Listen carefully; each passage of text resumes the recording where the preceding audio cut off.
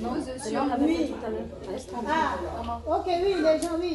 Maman, le Fils pose sur nous les langues. Verse ton position.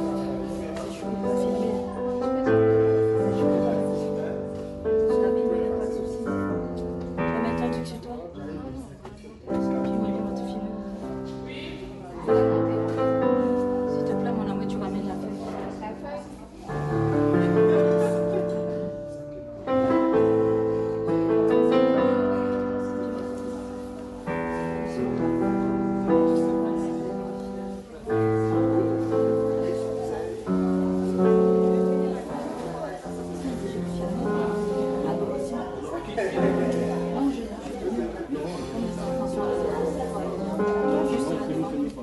D'accord. Rachel. Viens, viens. Là, reste comme ça, il ne va pas filmer. Elle a fui. Moi la feuille. Elle vraiment de dire quelque chose déjà. Tout le monde est là. Oui. Bonjour. Pour ceux qui sont venus pour la prière, j'aimerais vous dire quelque chose par rapport à une exhortation. On va commencer, on va prier certainement. Je veux seulement que vous compreniez que c'est la parole de Dieu qui guérit. Même lors des chants, comme ça, quelqu'un peut recevoir sa guérison. Parce que vous pouvez être là, vous dites, après on va prier pour qu'on soit guéri. Ne vous attendez pas à cela. Quand vous venez pour le Seigneur, c'est le Seigneur qui fait sa chose. Donc il ne faut pas que vous vous cachiez, vous attendez qu'au moment de la prière que vous allez venir. La Bible déclare que Dieu siège au milieu des louanges de ses enfants. Ça veut dire que quand on a chanté les louanges, il est au milieu. Et quand on est au milieu, il peut faire n'importe quoi, n'importe comment. Nous pouvons programmer que nous allons prier maintenant pour les malades et il décide de faire autrement. C'est pour ça qu'il dit, ce que je propose c'est, chantons ensemble, si vous êtes là pour la prière, soumettez-vous, laissez-vous seulement guider par l'esprit de prière et puis entrez là dans la louange, d'accord? Par la suite, s'il le faut, je vais mettre quelque chose après les louanges et les adorations qu'on va faire, je vais mettre quelque chose en prélude de la prière véritablement. Après on va voir les vidéos là-bas pour préparer nos cœurs à la prière spécifiquement, d'accord? Donc pour l'instant, restons dans l'adoration avec un cœur uni au Seigneur dans la prière, d'accord? Que Dieu vous bénisse. Amen. Alléluia. Bienvenue pour ce petit moment d'adoration, de louange qu'on aura avant l'exhortation. Que ta vie vous ouvre. N'hésitez pas à chanter avec nous si vous connaissez les cantiques.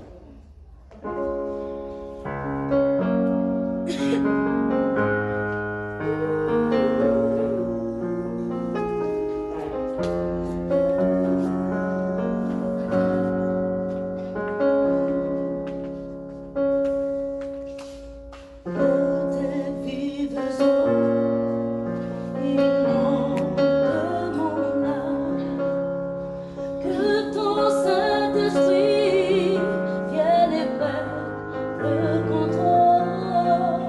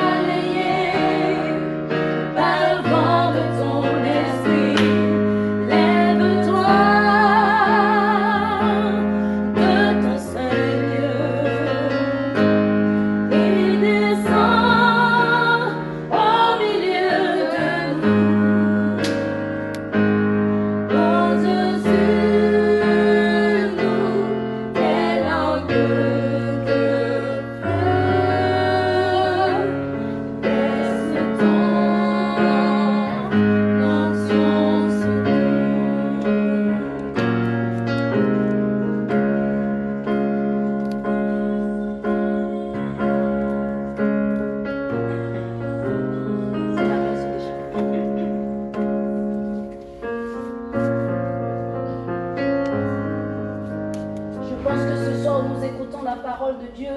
Dieu veut nous ouvrir les yeux afin que les choses cachées soient révélées. Amen.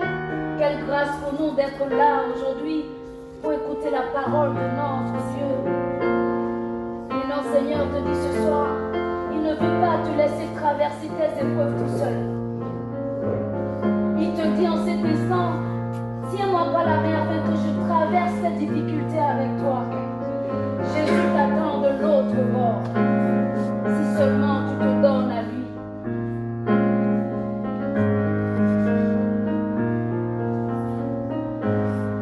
Si la mer déchaîne, si le vent souffle fort, si la barque t'entraîne, n'aie pas peur de la mort.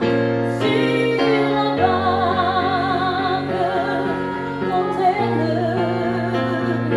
n'aie pas peur de la mort. Il n'a pas dit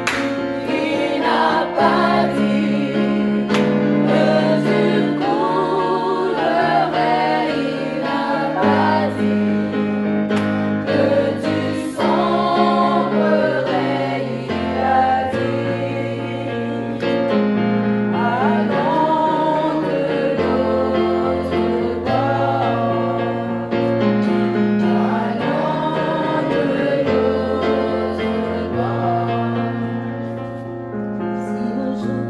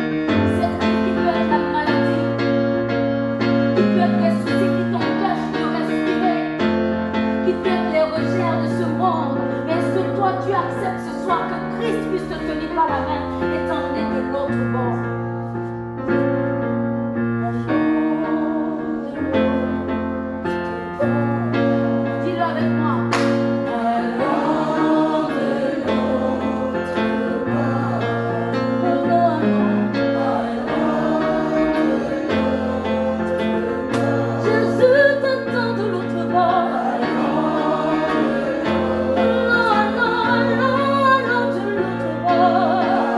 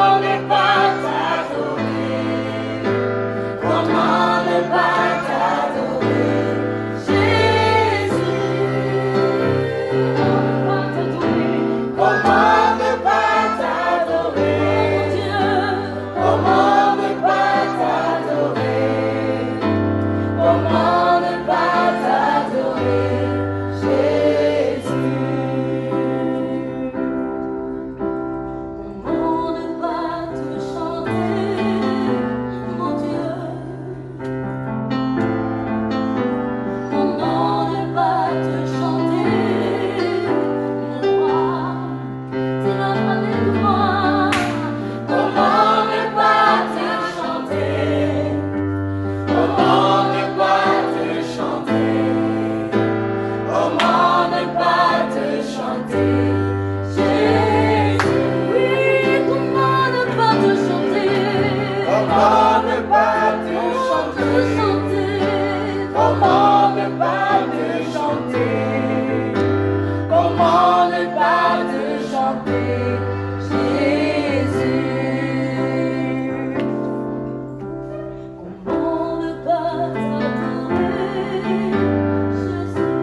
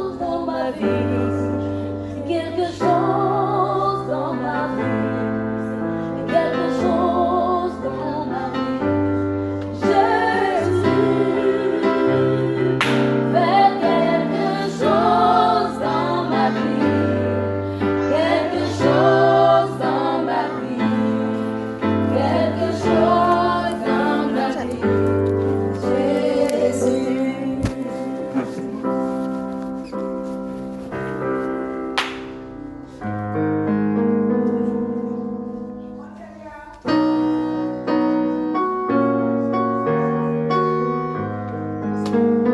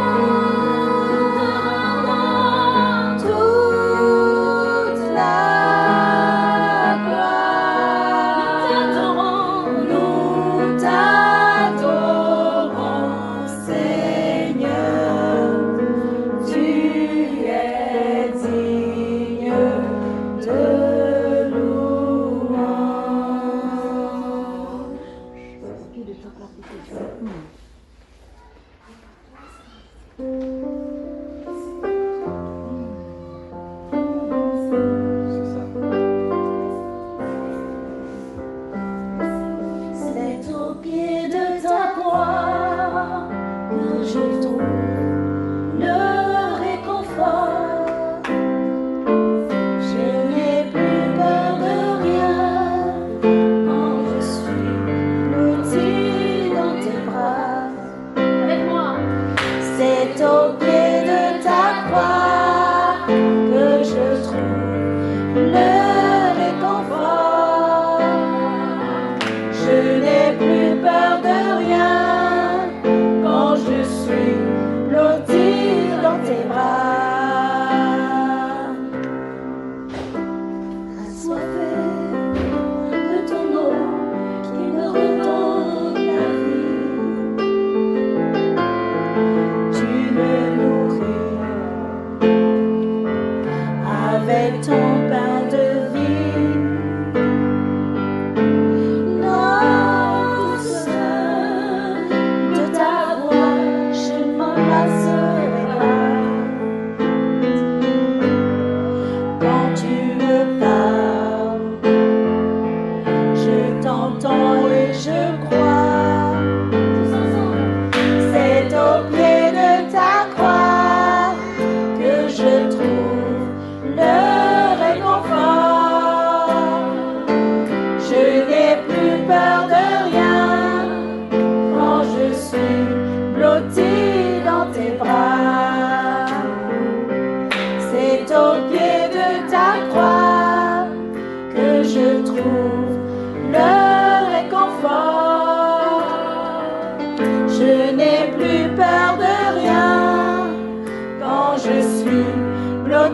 Dans tes bras.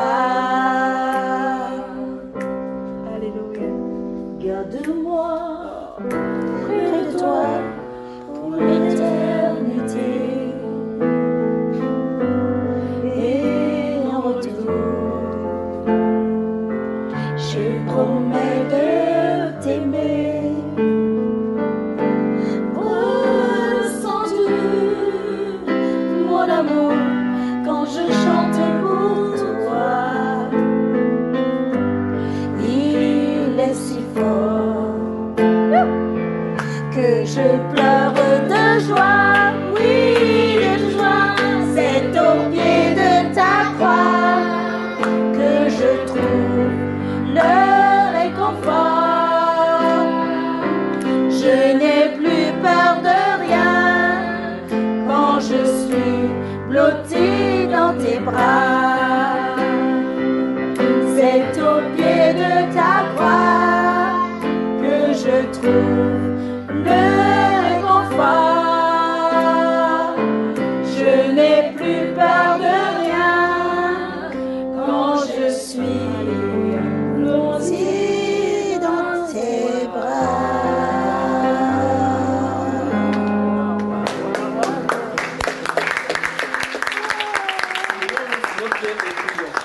Nos deux pieds prions. Remercions le Seigneur. Merci Seigneur. Seigneur, c'est pas ta seule grâce que nous pouvons louer ton nom. Et tu as dit, ô Dieu de gloire, que c'est fruit des lèvres qui confessent ton nom, que nous venons devant de toi, les louanges qui confessent ton nom. Seigneur, de nos morts que nous étions, tu nous as donné la vie par Jésus-Christ. Qu'est-ce que nous pouvons te donner en retour, Seigneur, si ce n'est de te louer, de t'adorer, de te célébrer. Merci pour ce moment de louange, pour ce moment de partage, Père. Car tu nous invites comme ça pour nous remplir de ton esprit et nous communiquer ta sainteté.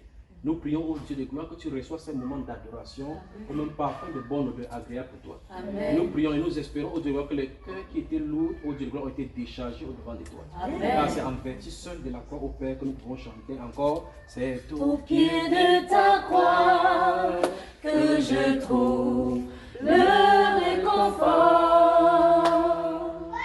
Je n'ai plus peur de rien quand je suis blotti dans tes bras. C'est au pied de ta croix que je trouve le réconfort. Je n'ai plus peur de rien quand je suis blotti dans tes bras. Que le Seigneur vous bénisse, que le Seigneur vous bénisse. Si c'est possible, tirez les chaises par ici, on partage un instant. Prenez place et on partage un instant et puis je vais vous parler de quelque chose, d'un sujet, d'accord? Tirez vos chaises de là-bas. C'est quoi? Oui. Non, non, je ne m'assois pas là. Je crois que je vais marcher au milieu. Rapprochez vos chefs. Mon frère, pousse ta chaise comme ça. Je veux que vous soyez tous de ce côté pour qu'on puisse parler. Il n'y a pas de micro dans... Il n'y a pas de bar. Il y a le micro, mais la personne qui doit me donner est partie. Non, s'il y a le micro, je ne veux pas déranger les gens, d'accord? Ah oui, c'est ça. Je veux que ce qui va être dit soit porté par l'esprit. Que le Seigneur vous bénisse, que le Seigneur vous bénisse. C'est bon de porter.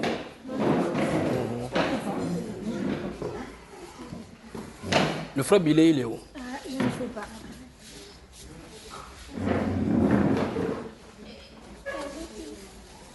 Bonsoir à Libreville. Pour commencer, donc, d'abord fermer les téléphones. Parce que pendant qu'on est en train d'adorer, je vois les gens qui reçoivent le coup de fil, d'autres qui sortent et partent. Je me pose la question, si Jésus était ici, est-ce que tu sortirais encore pour aller quelque part? Mais il dit qu'il siège au milieu de ses enfants. Quand on est là, quand Dieu l'invoque, il est au milieu, pas vrai? Mais le fait qu'on ne le voit pas, on dit, peut-être il ne faut pas qu'on... Je m'avais pris mon argent, peut-être on va m'appeler, d'accord? Quand nous sommes ici, par exemple, j'ai fait même mes téléphones, c'est sur mode avion. Alors, je vais vous parler d'un instant de la fondation de la guérison divine. La fondation de la guérison divine. Je parle pour ceux qui cherchent de la guérison, pour ceux qui cherchent toutes les grâces du Seigneur. Il veut qu'on partage un instant pour cela, de cela avant qu'on avance, d'accord? Si vous n'avez pas votre Bible, je vais seulement citer les versets bibliques. Et puis, où est le frère Billet? Veuillez l'appeler comme ça, il nous met le truc ici. Je vais parler, je dis ceci parce que il y a des gens qui ne croient pas que Dieu guérit encore. C'est pour ça qu'il dit cela. Donc, si vous pouvez prendre votre Bible, prenez votre Bible, je vais vous donner des passages, on va partager un instant.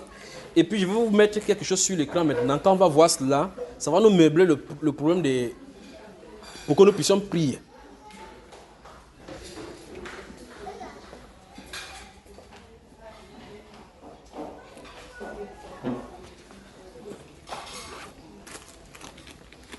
Et quoi, ce serait bien de mettre ici, tu vois, comme il y a une prise là-bas. Tu fais mettre ici, touche là. On va mettre la prise et puis par la suite on va faire. Vous avez déjà votre Bible, n'est-ce pas? Avez-vous les Bibles là? Si vous voulez enregistrer, vérifiez, vous mettez votre téléphone sur mode vol pour que pendant que vous enregistriez, que ça ne... Peut-être on ne vous appelle pas que ça coupe.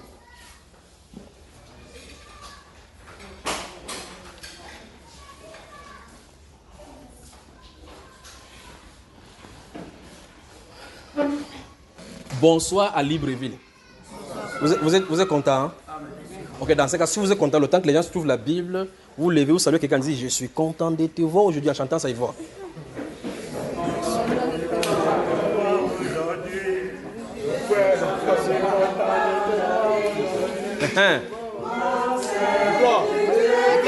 je vais venir. Je fais comment?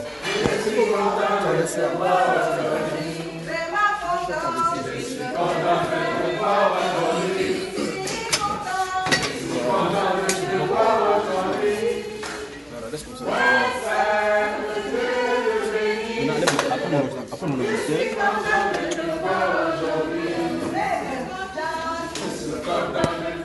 Plus fort, plus fort. Si quelqu'un ne chante pas, c'est qu'il n'est pas content.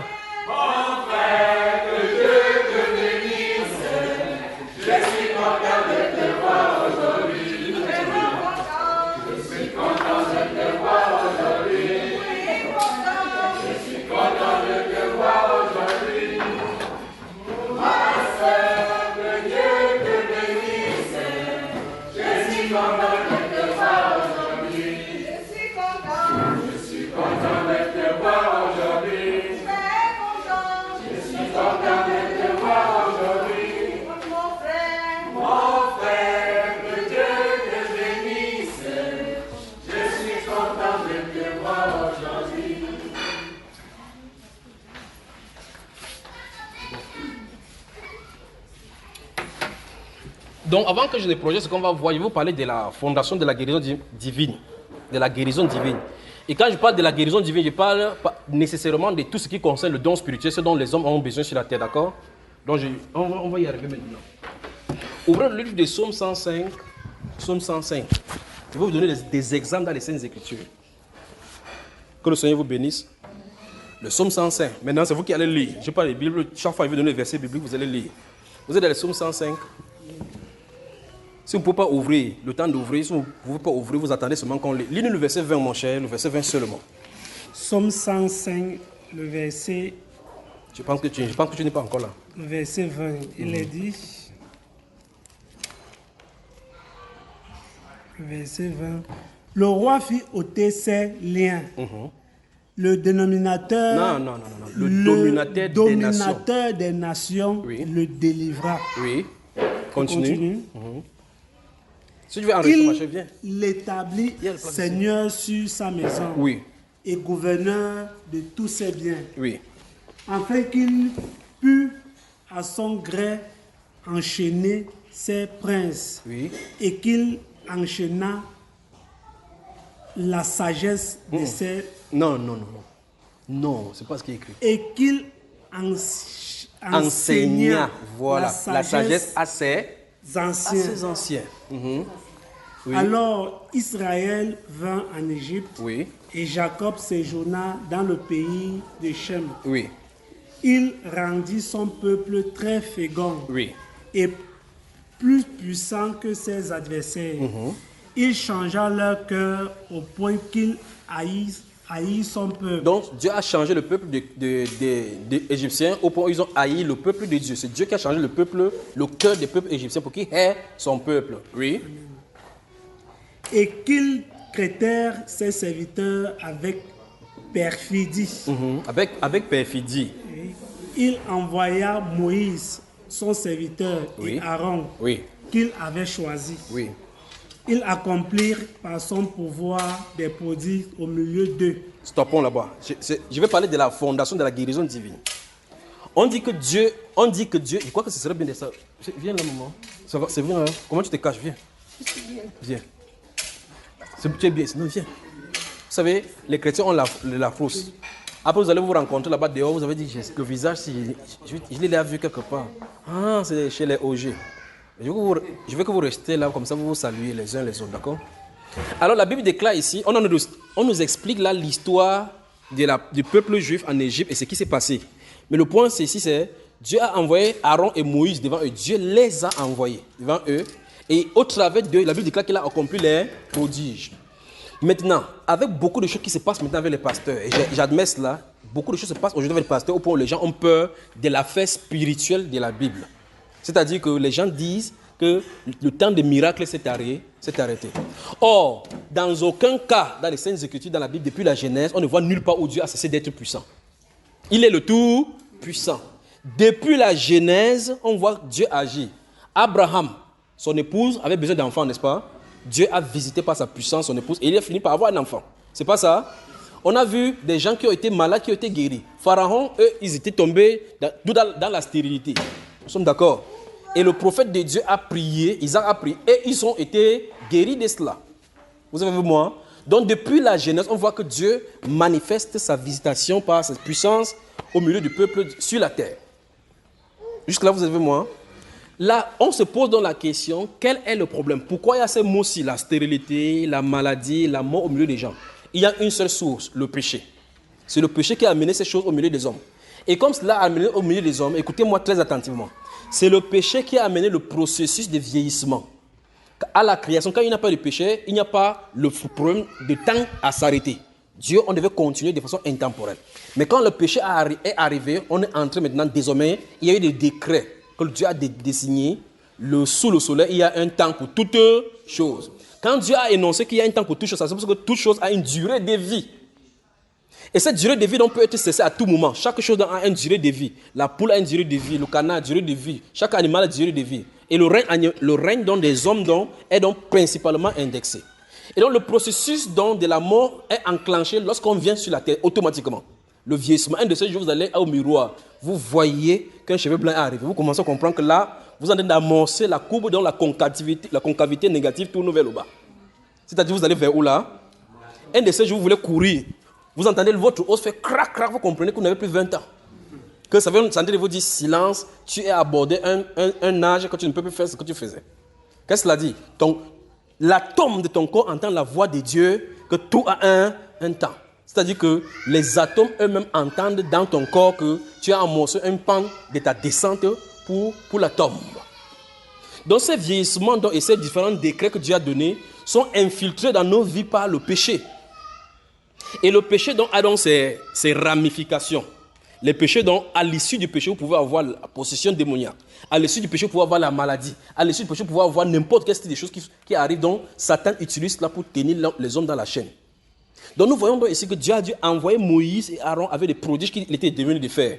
Mais le point, c'est si vous avez lu la Bible, ou bien encore si vous avez vu le film de Moïse, vous allez voir que quand Moïse est arrivé en Égypte, pendant qu'il fait les miracles, les gens qui sont en face font des miracles. Donc, dans les deux camps, il y a des miracles. Dans les deux camps, le camp de Dieu et le camp de Satan, quoi, il y a des miracles. C'est donc pour cela que vous pouvez entendre que les pasteurs sont allés au Bénin, prendre le vaudou chez les gens de vaudou, dont la Bible interdit pour venir au milieu chrétien, faire la délivrance. En fait, ces pasteurs ne font pas la délivrance, ils vous mettent dans les chaînes encore. Donc, malheur à vous, si un pasteur allait au Bénin, il a pris un remède et il met sa main sur vous.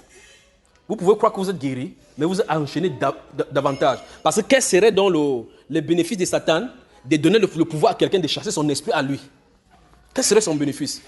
Au contraire, qu'est-ce qu'il fait? Il vous tient en captivité. Donc, je vais parler donc du don spirituel et donc de cette origine, la fondation de la guérison divine. Principalement la guérison divine. Dieu est un guérisseur. Dieu, il est le Tout-Puissant, d'accord? Et il veut guérir. La Bible déclare qu'il a envoyé sa parole et sa parole les guérit. Donc, c'est vrai, on dit, la puissance de Dieu est déjà même regorgée dans sa parole pour guérir.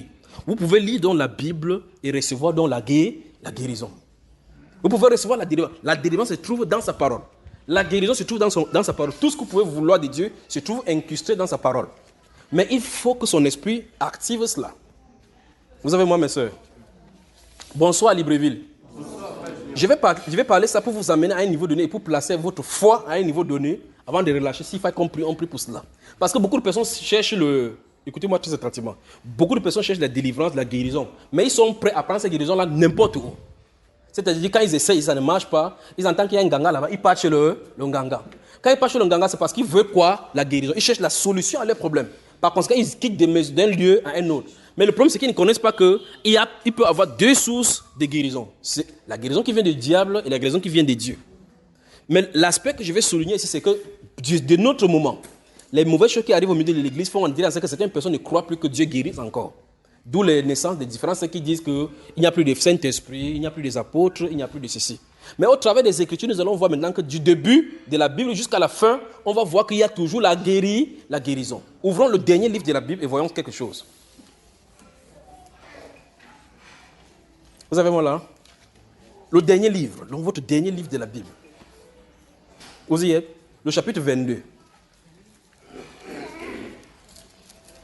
De Genèse, le chapitre 22. On y va? Prenons à partir du verset. Je suis en train de dire Genèse et puis ça me s'est tourné de moi comme ça. Apocalypse, chapitre 22. Oui. Cela montre même que vous me suivez même très attentivement. Que Dieu vous bénisse. Donc suivez-moi à la loupe, d'accord? Oui. Apocalypse, chapitre 22. Lisons à partir du verset 2. Le verset 2, il est dit: au milieu de la place de la ville et sur les deux bords du fleuve, Oui. il y avait un arbre de vie, Oui. produisant 12 fois des fruits. Oui, donc Pendant son fruit, rendant son fruit chaque mois. Chaque mois. Et donc les feuillages servaient à la guérison des nations. Même dans l'Apocalypse. Sans entrer dans ce qu'on est en train de dire ici, nous voyons clairement que sur le plan spirituel, il y a un arbre qui produit la guérison. On dit la guérison des nations. Ça veut dire que la nation a besoin de la guérison. Ça, c'est dans l'Apocalypse, le dernier livre de la Bible, dont il est dit à Jean que prophétise sur les nations, qui dit qu'il y a un arbre qui produit les fruits chaque fois, et chaque fois il y a un fruit, chaque mois il y a un fruit pour produire la guérison chez les nations. Quelqu'un est dans les nations, il dit qu'il n'y a plus de guérison divine. Vous voyez, nous avons des problèmes.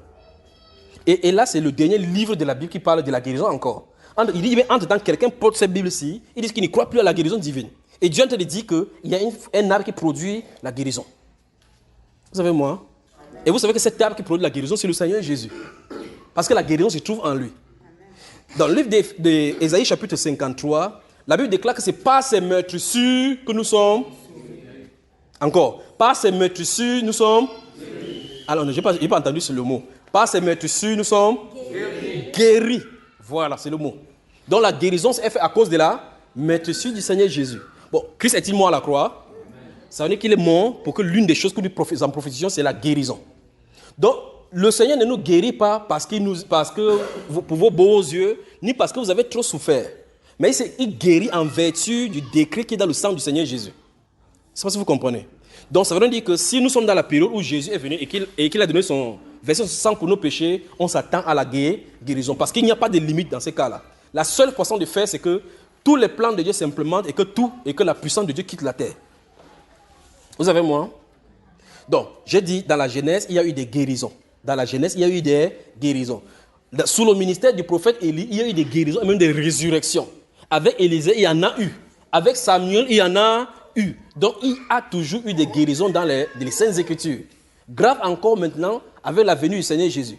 La Bible déclare dans Matthieu que Jésus-Christ parcourait, vous lisez le chapitre 4 de Matthieu à l'issue de sa...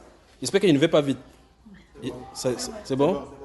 La Bible déclare donc dans le Matthieu chapitre 24, si vous lisez à partir du chapitre 4, à partir du verset 23, à l'issue de sa tentation. La Bible déclare que Jésus-Christ parcourait quoi? La Galilée. Et il annonçait la parole, il guérissait les malades, il délivrait les gens, les paralytiques, ainsi de suite, parce que Dieu était avec lui. Vous savez, moi, les chers. Donc, Jésus est venu avec la guérison. Ça ne s'arrête pas seulement là. Dans Luc chapitre 10, il envoie ses disciples en leur donnant le pouvoir, c'est-à-dire l'autorité spirituelle, de guérir les malades, ressusciter les morts, les lépreux, ainsi de suite. Et il dit, vous avez reçu, donné gratuitement. Le don spirituel, principalement de la guérison divine, se trouve comme étant incrusté dans le ministère terrestre de ceux pour qui Jésus-Christ a envoyé, au profit de ceux qui doivent hériter de l'évangile. Donc, le don spirituel, ou mieux encore les dons spirituels, sont faits pour accompagner l'implémentation de l'évangile sur la terre. Ça veut dire que si quelqu'un dit qu'il prêche l'évangile et qu'il dit qu'il ne croit pas à la guérison divine, il y a un problème avec lui. Parce que tu ne peux pas dire que tu prêches le royaume, et cette Bible dit le royaume de Dieu ne consiste pas en parole seulement, mais avec la puissance. Tu ne peux pas dire ça en disant que la puissance de Dieu s'est arrêtée. Si ça s'arrête, l'évangile s'arrête. Parce que l'évangile, on dit que la puissance de l'évangile là se trouve dans la croix.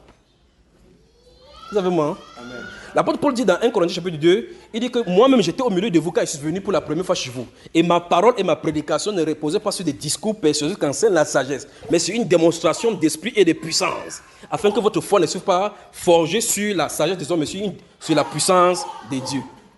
Vous imaginez que Paul part en Grèce, et là il trouve des gens qui ont les épithètes, les philosophes, différents philosophes. Et il parle de l'immortalité de l'âme. Il parle de ces choses, de ces grandes théories que Sigmund Freud et tous les autres ont développées par la suite. Il parle de cela. Vous pensez que l'apôtre Paul va venir parler maintenant de la résurrection. Il dit, moi je vous parle maintenant d'une nouvelle théorie de la résurrection. Quand il parle là, les gens disent, non. Ça c'est une théorie là, on ne veut pas entendre parler. Qu'est-ce qu'il fait? Il guérit les gens. Il parle, les démons sortent de corps, il parle. On dit, mais c'est encore quel genre de théorie ça? Pointe quelqu'un maintenant, dit, c'est la théorie de la puissance. C'est ça dont il est question. Donc il est question d'appeler Jésus et que Jésus qui vient sur la scène. Vous en avez ri là, quand on va commencer à prier, ne soyez pas surpris vous-même vous parlez que je ne sors pas. Oui. En tout cas, on va d'abord mettre les vidéos, vous allez voir. Les gens sont assis. L'une des choses que vous devez savoir, c'est que vous pouvez être possédé sans savoir que vous êtes possédé. C'est quand on prie, tu vois ton pied fait comme ça, vous comprenez que quelqu'un veut sortir de votre pied. Vous dites, qu'est-ce qui se passe dans votre pied? C'est ton pied que tu marches avec ça chaque jour. Mais quelqu'un est en train de se cacher dedans pour te faire ce qu'il ne va pas faire. Et donc, si vous voulez bien danser, ici au Gabon, je vais vous donner des astuces pour savoir quand vous êtes possédé. Si vous avez des esprits, vous pouvez savoir que vous avez des esprits. Mais les gens d'esprit qui se cachent, c'est la qualité qui se cache en toi. Tu fais tes choses, ils ne te dérangent pas. La majorité des chrétiens sont possédés. Parce que vous imaginez que dans votre vie, vous allez chez le Nganga, un jour tu dis j'ai donné ma vie à Jésus. Bon, quand vous allez chez le Nganga, c'est les marabouts là-bas, non? La Bible déclare que ne vous tournez point vers ceux qui invoquent les esprits. Ne les recherchez point. N'allez pas chez eux pour vous souiller avec eux. Donc si vous allez, vous êtes possédé. Vous avez mon frère? Amen. Même si vous vous fâchez, c'est la vérité. Amen. Donc si vous allez chez le Nganga, vous êtes possédé. C'est la Bible qui dit.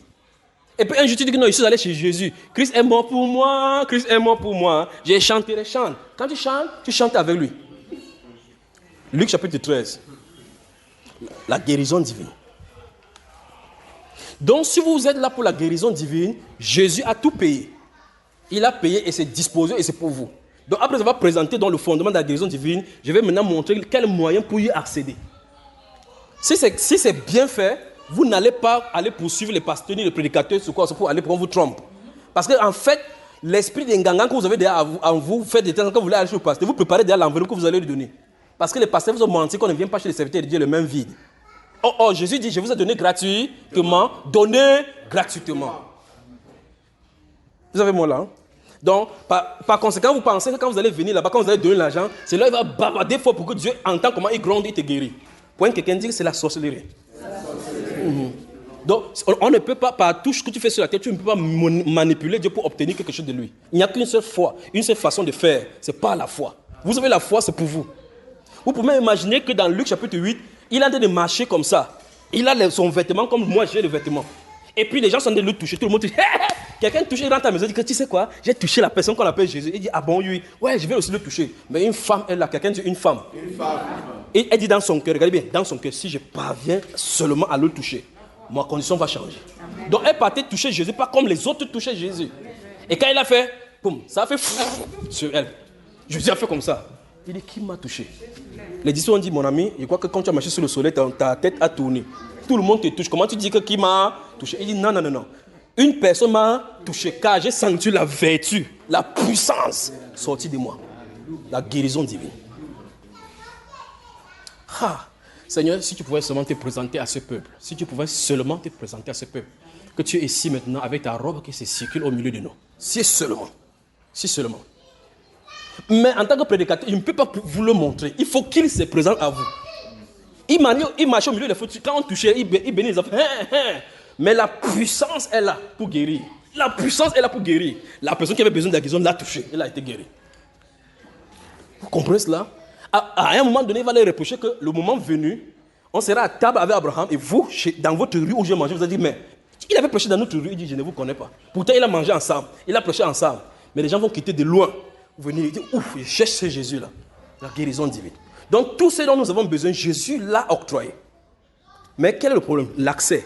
Et j'admets encore que les pasteurs, qui sont mes prédécesseurs et autres là-bas, ont tellement gaspillé le chemin. Pour que quelqu'un puisse mettre vraiment sa foi à Jésus, c'est un problème. Il faut donc quoi? Restaurer le chemin pour que quelqu'un puisse croire au Seigneur Jésus de la bonne façon. Vous avez moi? Luc chapitre 13. Luc le chapitre 13. Donc ne vous inquiétez pas, la guérison divine est pour vous. Tous les dons spirituels qui sont là, ce n'est pas au ciel. Au ciel, on n'a pas besoin de prier pour quelqu'un. Le don spirituel, c'est pour la terre. Parce que c'est ici que nous avons des difficultés. Au ciel, il n'y a pas de péché, il n'y a pas de guérison, il n'y a pas de maladie là-bas. C'est ici, c'est sous le soleil. Parce que l'atome a été soumis au temps. Là, la vanité, comme dit les Écritures. Verset 10, allons-y. Verset 10, il est dit, Jésus enseignait dans une des synagogues le jour du sabbat. Et voici, il y avait là une femme possédée d'un esprit qui la rendait infirme depuis 18 ans. La rencontre se passe où? Où ça, frère? La rencontre là, c'est où? Dans la Bible. Point quelqu'un dit maintenant que construis ton temple. Mais la maison de Dieu. Il se pourrait que tu vives avec Satan dedans. La Bible déclare que cette femme était dans où? Dans la synagogue. La synagogue, c'est où, frère? Là où ils se rassemblent pour prier Dieu, non? Mais pendant qu'ils disaient qu'ils m'avaient prié, Satan disait que, maman, allons ensemble. Donc ne pensez pas quand vous allez, comme dit que vous partez à l'église, quand vous entrez comme ça, Satan sort, il est dehors. Il adore avec vous. Vous chantez Dieu, il dit, ouais, Dieu, tu m'as donné d'être Satan ici dehors. La Bible déclare que cette femme-ci, cet esprit-là la rendait infirme depuis 18 ans. Donc elle est une ancienne d'église. Là maintenant, pour le cas, là, c'est l'ancienne des synagogues. Mais gardez-vous l'esprit, sur le plan rituel, elle faisait ses rituels. Elle donnait ses dîmes, donnait ses offrandes. Peut-être elle allait, elle qui balayait le sol, jusqu'à ce que le sacrificateur disait que mince, s'il y a une femme qui aime Dieu ici, c'est celle-ci. Mais elle est possédée. 18 ans. Continuons. Elle était courbée et ne pouvait pas du tout se regresser. Donc vous pouvez voir cette femme au milieu de l'église. Elle entre comme ça chaque fois. Elle s'assoit. Mais personne n'a le pouvoir pour le faire. Vous voyez? Ça suppose que un lieu où il n'y a pas de puissance de Dieu, les gens vont toujours rester dans la souffrance. Mais attendez que Jésus fasse son entrée. Il va faire son entrée maintenant. Allons-y. Lorsqu'il la vit, Jésus lui adressa la parole. Femme. Et lui dit, Femme, tu es délivrée de ton infirmité. Ah, j'aime ça. Il dit comme ça, il n'a pas encore prié pour elle. Lorsqu'il avait dit, femme, tu es délivrée de ton infirmité. Tu es délivrée. Il finit de dire comme ça, puis il lui impose les mains. Il lui impose les mains. Et puis regardez, elle se redresse. Quelle délivrance. Vous imaginez quelqu'un qui depuis 18 ans est courbé comme ça, vous allez voir, il y a une malformation, une déformation même de sa colonne vertébrale. Tout son système de corps est déformé pour s'adapter à cette nouvelle orientation. Un peu comme un voyageur qui va rencontrer un obstacle et qui se tord comme ça là pour chercher la lumière. Mais là, le Seigneur lui dit, tu es délivré. Et il lui a imposé la main et se redressa. Donc, tout dans son corps reprend maintenant au rythme de la lumière du ciel. Vous savez moi, la question maintenant que je vous pose c'est, pendant 18 ans, les prédicateurs n'étaient pas dans la synagogue. Ne lisait-il pas dans la Bible que Moïse a dit que le Seigneur était tout puissant? Donc lire la Bible c'est une chose. Faire que la Bible fonctionne en est une autre. Vous savez moi les sœurs, continuons la lecture. Lorsqu'il la vit, Jésus lui adressa la parole et lui dit, femme, tu es délivrée de ton infirmité. Et il lui imposa les mains. En l'instant, elle se redressa et glorifia Dieu. Mais le chef de la synagogue... Les voilà. Donc, c'est sa synagogue. Ils sont fâchés que tu viennes délivrer un fidèle parce qu'ils savent que comme il a délivré, il va le suivre. Ils ont perdu la dîme, pas vrai? Continuons. Indigné de ce que Jésus avait opéré cette guérison un jour de sabbat, dit à la foule, il y a 6 jours pour travailler. Venez donc vous faire guérir ces jours-là. Vous voyez la jalousie des hommes et la méchanceté, n'est-ce pas? Et non pas le jour du sabbat. Ils disent, oui, c'est trop la Bible. Oui. Hypocrite, lui répondit le Seigneur, est-ce que chacun de vous, le jour du sabbat, ne détache pas de la crèche son bœuf ou son âne pour le faire, pour le mener à boire? Et cette femme, qui est une fille d'Abraham, et que Satan tenait lié depuis 18 ans. Depuis quel âge? Combien de temps? 18 ans. Satan tenait lié? Depuis 18 ans. 18 ans, oui. Avec? Ne fallait-il pas la délivrer de cette chaîne le jour du sabbat? Pourquoi? Le jour du sabbat, c'est le symbole même de la délivrance du repos. Dans Matthieu chapitre 11, le verset 26 et 27, il dit, venez à moi, vous tous qui êtes fatigués et chargés, et je vous donnerai du repos. Prenez mon joug parce que quoi? Son fardeau est quoi? Léger. Donc il dit, il est le libérateur, donc celui qui accorde le repos. Il dit, il fallait décharger cette femme sur le jour du sabbat parce qu'elle est assez souffert. Imaginez quelqu'un qui porte un poids. Vous savez, si vous allez au champ ou bien le sac de ciment, si vous allez à porter ou bien un contenant d'eau qui pèse et vous marchez à une longue distance, quand bien même vous déchargez cette contenance, c'est comme si vous avez toujours ça sur votre tête. Ça me rappelle un de ces jours quand je suis allé chez une maman en 2009, alors que j'étais en train de prier, je suis resté quelque part. En 2009, quand j'ai commencé à prier, je n'aimais pas voir les démons dans le corps. Il dit bien, c'est l'une des choses qui m'a valu des choses comme ça là aujourd'hui, parce qu'en réalité, quand j'entrais quelque part, si je me tourne, je vois qu'il y a des démons. Je dis prions.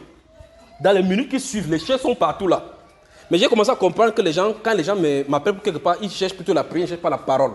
Or, c'est la parole qui amène les gens proches du Seigneur, pas la guérison. Parce qu'il y a des gens qui peuvent recevoir le miracle de Jésus. Dans Jean chapitre 6, ils ont mangé le pain que Jésus a fait le miracle. Le lendemain, ils ont posé la question, quel miracle fais-tu? Après, ils vont faire juste comme ça, on ne veut même pas de tes pains. Vous comprenez ça, frère?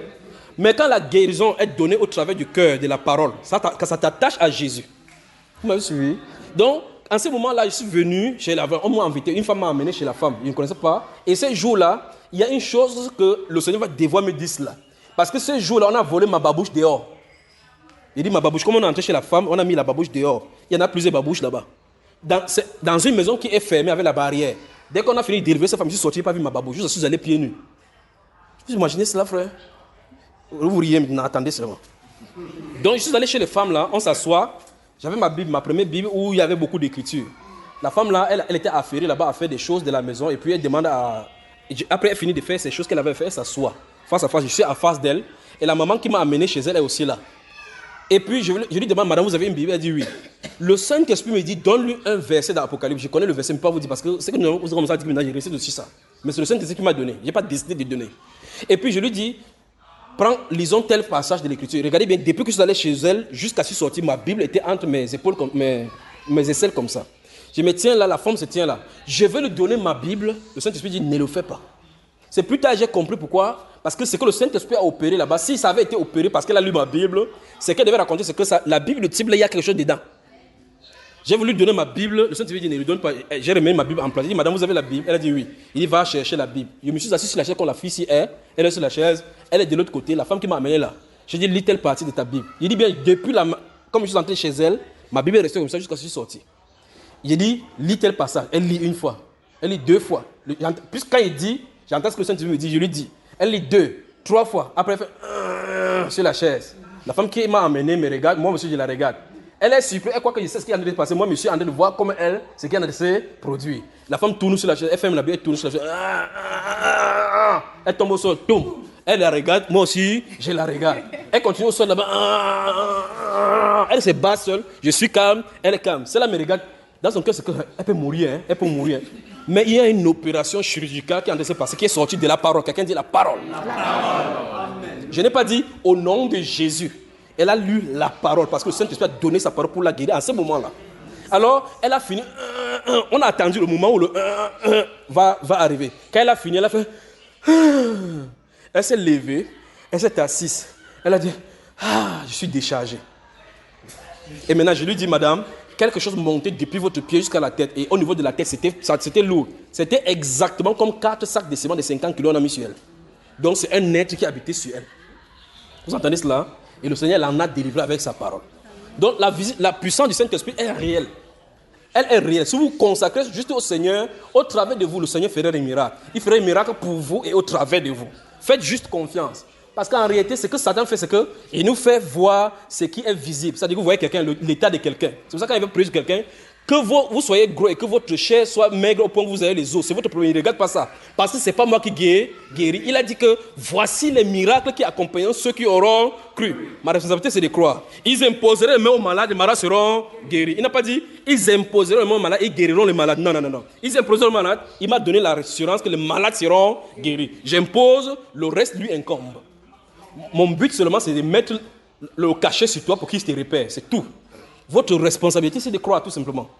Nous avons un grand Dieu qui a tout déployé pour nous. Ne craignez point ce que Satan peut faire.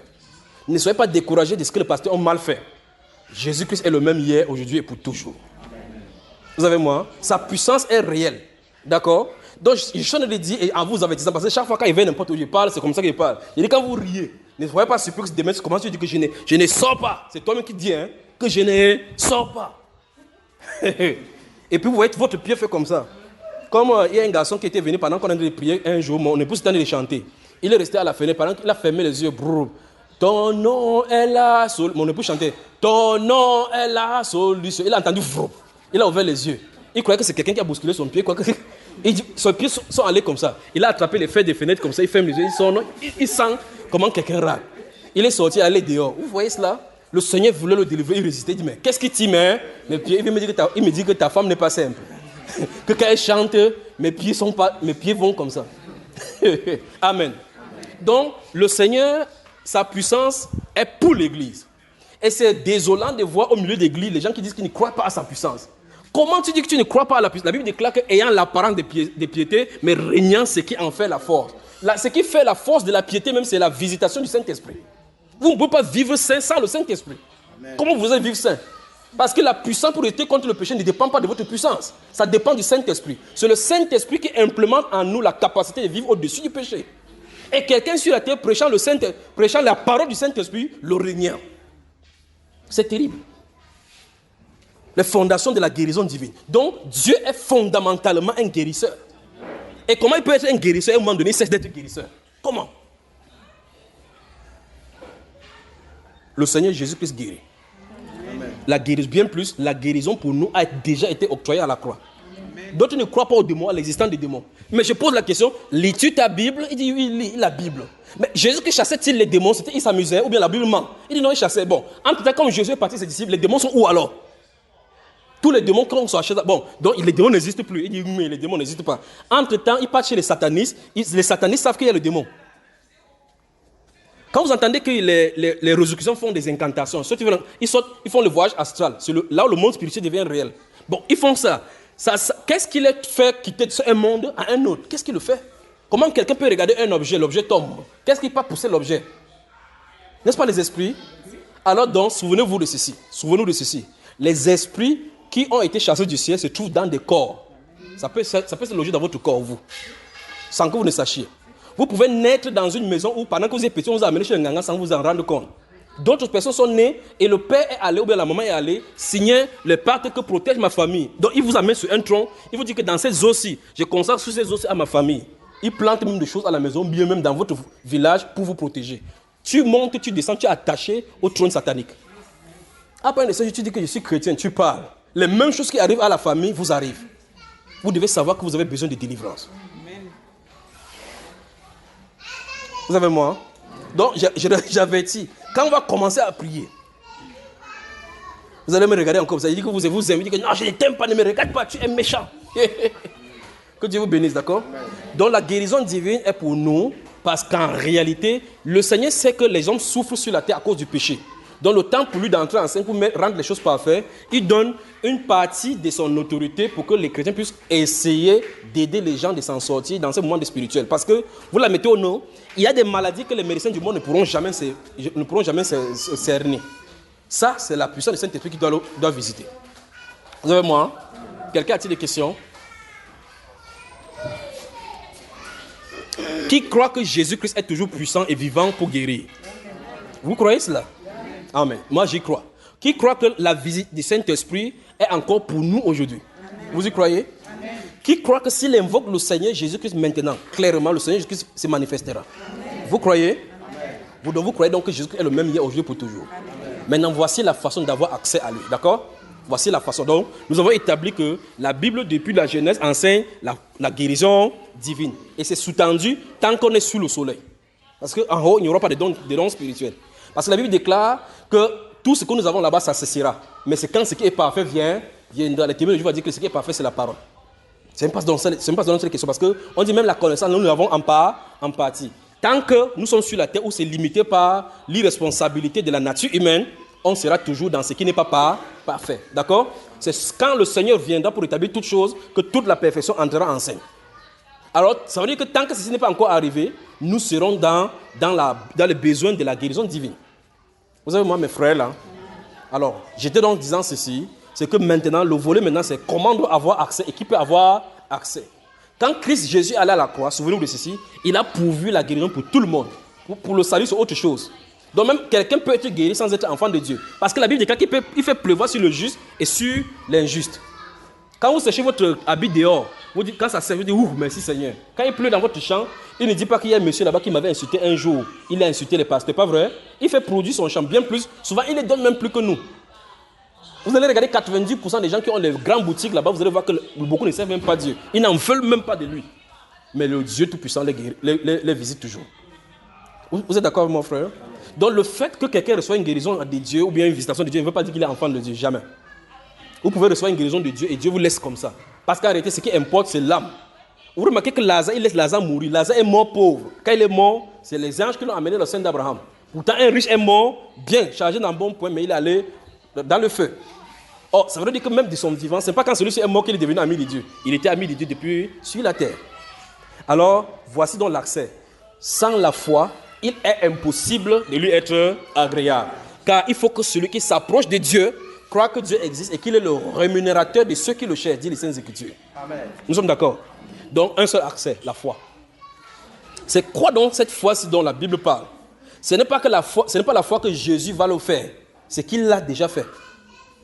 Vous savez moi? Hein? Parce qu'en réalité, si vous voulez recevoir la guérison de Jésus maintenant, ce n'est pas maintenant qu'il l'a fait. En tout cas, si vous voulez être sauvé maintenant, ce n'est pas maintenant qu'il te sauve. Il a sauvé depuis 2000 ans. Tu entres seulement dans le salut.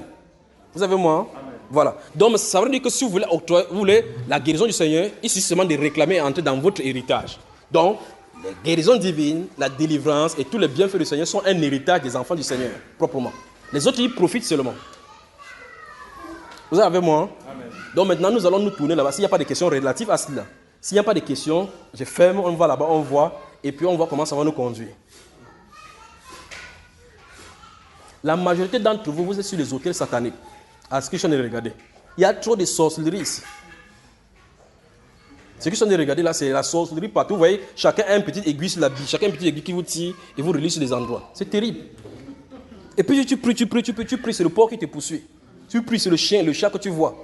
Il y a le don spirituel pour les chats, frère. Est-ce qu'on a dit que vous priez pour recevoir les chats? vous priez, le chat vous poursuit. Le chat cherche quoi chez vous? Vous me suivez? On doit prier pour avoir les visions divines, pour les directions par rapport à nos vies. Mais tu pries, tu vois des choses bizarres. Tu pries, tu vois la boue. Tu pries, tu es dans la boue. Qu'est-ce qui se passe? Dieu te montre que tu es connecté à une étoile de sorcellerie. Il faut qu'avant qu'on sorte d'ici, que vous en soyez déconnectés. Vous êtes d'accord avec moi? Sans ça, vous ne pouvez pas avancer avec le Seigneur. Vous imaginez quand on va attacher la chèvre quelque part. Lorsqu'on attache la chèvre à un bout de fil, quand on dit qu'on va attacher la chèvre sur un arbre pour qu'il puisse manger. Quand on attache la chèvre, on met la corde, on laisse une longueur de la corde. La chèvre, tant qu'elle est ici à côté, elle croit qu'elle est libre. Elle avance. Elle croit qu'elle est libre. Elle va l'avance, elle croit qu'elle est libre, jusqu'à ce qu'elle arrive au maximum où la corde lui permet d'être. C'est comme ça avec la possession démoniaque. Quand vous êtes là, comme la femme que nous avons vue tout à l'heure, là, elle est courbée. Tout ce qu'elle peut faire concernant Dieu, c'est là. Mais quand elle va vouloir avancer à un moment donné, elle va voir qu'elle ne peut pas le faire. Ça veut dire que Satan l'a tenue captive avec une chaîne. Donc la longueur, c'est la liberté que Satan te donne, c'est la longueur de la chaîne avec laquelle il t'a attrapé. Donc quand la chèvre l'avait fait, tout ce qu'elle peut faire, c'est tourner en rond, au rayon permis par la longueur de la corde qui lui est attachée. Ça veut dire que quand elle est à côté de son rayon, enfin, là où on l'a attachée, elle ne sait pas qu'elle est attachée, elle croit qu'elle est libre. C'est quand elle finit de bouffer tous les herbes, c'est qu'elle va avancer, elle va voir qu'il y a un problème. De la même façon, en tant que chrétien, vous dites, je suis chrétien, vous allez à l'église, il n'y a pas de problème. Vous allez il y a le problème. C'est le jour où vous dites, Seigneur, que tu entends, bam, tu dis, hey, qu'est-ce qui se passe? C'est pas le Seigneur qui te tape, c'est le démon qui dit que mon ami, on ne trace pas de ces niveaux-là. Sans donc la délivrance, on ne peut pas avancer dans la sanctification.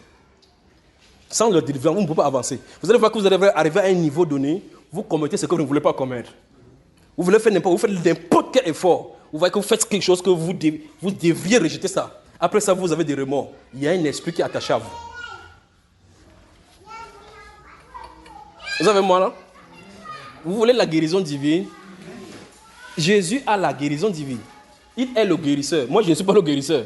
J'essaie seulement de bavarder du guérisseur. Je bavarde de lui. Et puis quand tu dis, waouh, il est où? Il faut ça. Vous comprenez? Donc, ils sont ici avec nous dans ce milieu-ci. Mon rôle, c'est seulement de nous connecter à lui.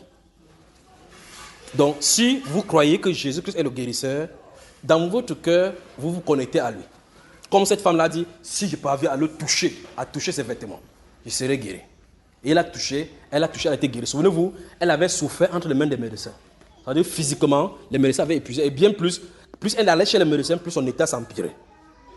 Imaginez une femme qui a saigné pendant 12 ans. 12 ans, imaginez cela. Si elle voulait dépenser pour les, vous appelez quoi, les couches là?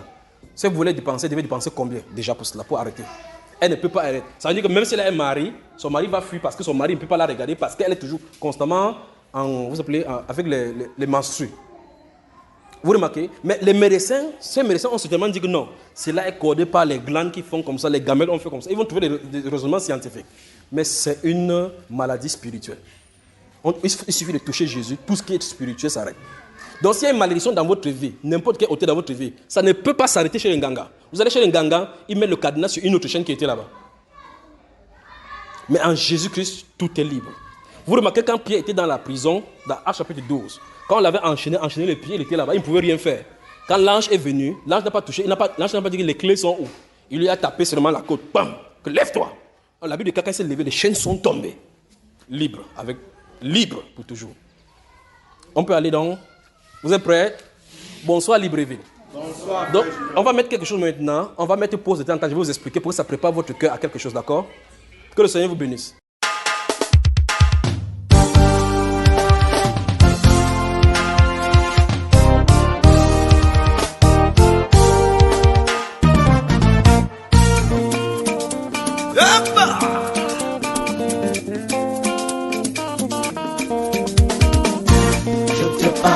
Jésus, je te parle de l'alpha, l'oméga, je te parle du lion, de la tribu de Judas. Je te parle de Jésus, je te parle de l'alpha, l'oméga, je te parle du lion, de la tribu de Judas.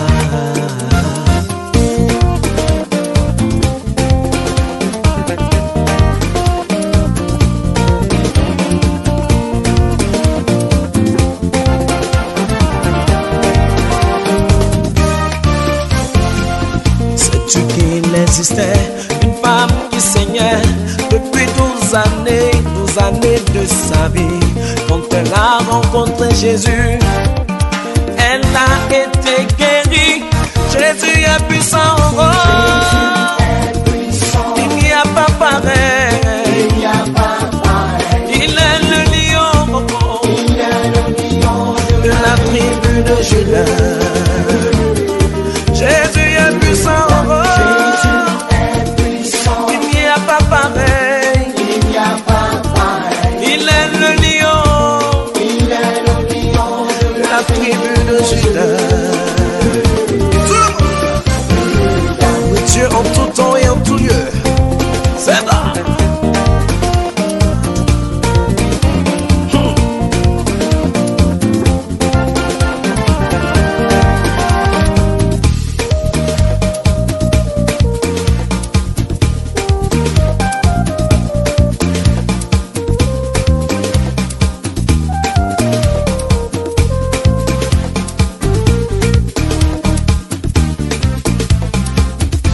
Jésus est puissant, oh,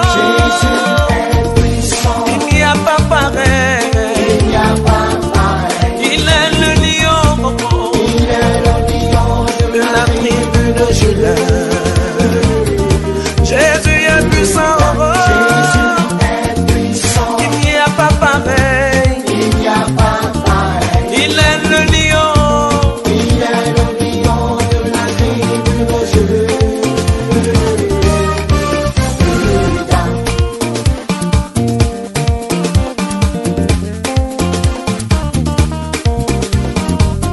Lazare était mort, sa famille se lamentait. Jésus fit son entrée, il a opéré le miracle. Jésus est puissant, oh, il n'y a pas pareil. Il est le lion, de la tribu de Juda.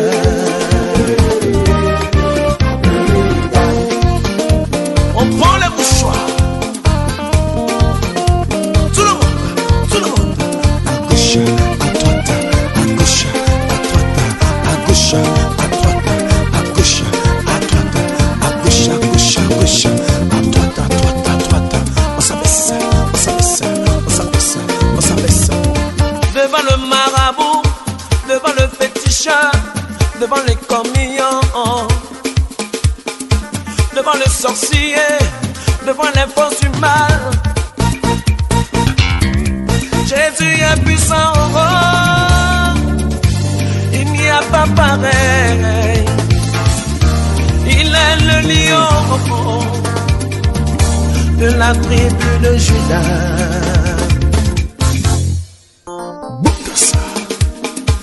Assiste à ton élévation, mon frère, ma soeur, et regarde la main de l'Éternel Dieu qui arrive.